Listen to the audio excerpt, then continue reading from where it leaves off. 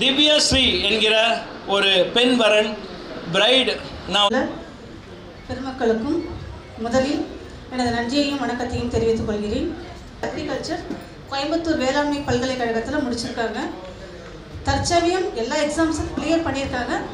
இப்போதைக்கு வெஸ்ட் தாம்பரம், துடிப்பானவள், சுறுசுறுப்பானவள், கும்பராசி, போராட்டாதி நட்சத்திரம். நான் அவளுடைய தாயார். என்னுடைய பெயர் ராதா. நான் ஒரு கவர்மெண்ட் டீச்சராக ஒர்க் பண்ணிகிட்ருக்கேன். என்னுடைய கணவர் மிஸ்டர் பி முத்துக்குமரன்.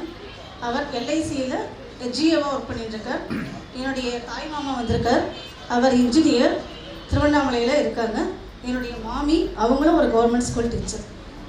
ஸோ என்னுடைய மகளுக்கு நன்க வரங்கிருந்தால் ஏற்பாடு செய்து தருமாறு தேங்க்யூ.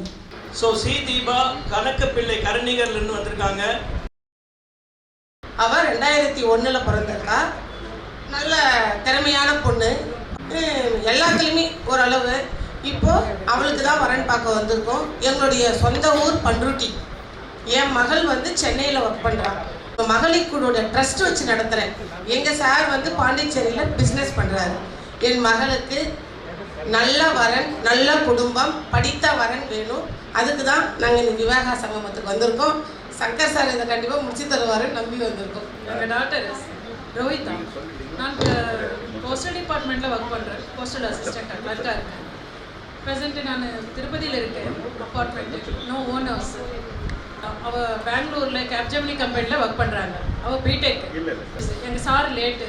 அவர் போஸ்டல் டிபார்ட்மெண்ட் இருக்கிறதுனால எனக்கு அந்த கம்பேரிசன் கிரவுண்டில் எனக்கு ஜாப் கிடைச்சி. நான் எதிர்பார்க்கறது மிடில் கிளாஸ் தான். ஏன்னா எனக்கு எப்படி குணம் தருவாங்களோ அந்த அளவில் பசங்களை பராமரித்து செஞ்சாங்கன்னா பசங்க ஆட்டோமேட்டிக்காக குணம் பெட் ஆகிடுவாங்க. அது உண்மை. பொண்ணும் பையனும் நல்ல அண்டர்ஸ்டாண்டிங் இருக்கணும். மணி மைண்டடாக இருக்கக்கூடாது. அது நான் லாஸ்ட் வரையும் நான் காப்பாற்றிப்பேன். மணி மைண்டடாக இருக்கக்கூடாது. At the least no domination mind. என் எக்ஸ்பெக்டேஷன் தான் சேம். அண்டர்ஸ்டாண்டிங் மென்டாலிட்டி இருக்கணும். எனக்கு அம்மா மட்டும்தான். ஸோ அவங்கள கூட பார்த்துனா போதும், அவ்வளோதான். ஸ்டேஷனில் மேனேஜராக இருக்கிறேன், கவர்மெண்ட் டிரான்ஸ்போர்ட் கம்பெனி. எனக்கு 2 பிள்ளைங்க, அருண், அரவிந்த், ரெட்ட பசங்க இருக்கு. 2 பேருமே எம்டெக்.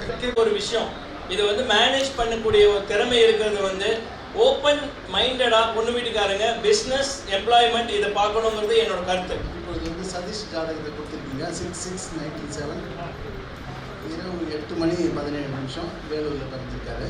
திருவாதிரை நட்சத்திரம், முதல் பாதம், மிதுன ராசி, தனுசு லக்னம்.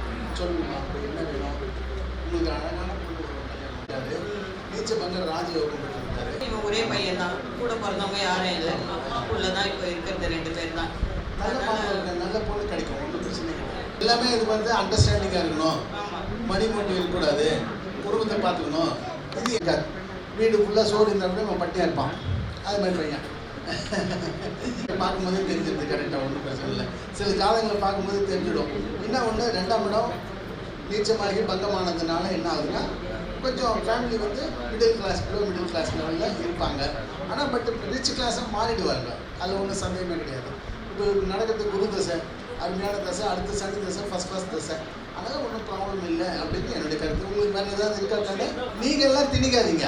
அம்மா அப்பாலாம் பேசலாம் எந்த பையனும் கேட்க மாட்டாங்க. ஆமாம், அதே நோஸ் தெம்செல்ஸு. அவங்களாம் எஃபிஷியன்ட் பர்சன். நீங்கள் ஜென்ரேஷன் கேப் நிறைய இருக்குது உங்ககிட்ட. ஆனாலும் நீங்கள் போட்டு பண்ணுறதுலாம் தப்பு. அவனுக்கே தெரியும். அடிபட்டானா அடுத்த முறை கால் கரெக்டாக வைக்கலாம்.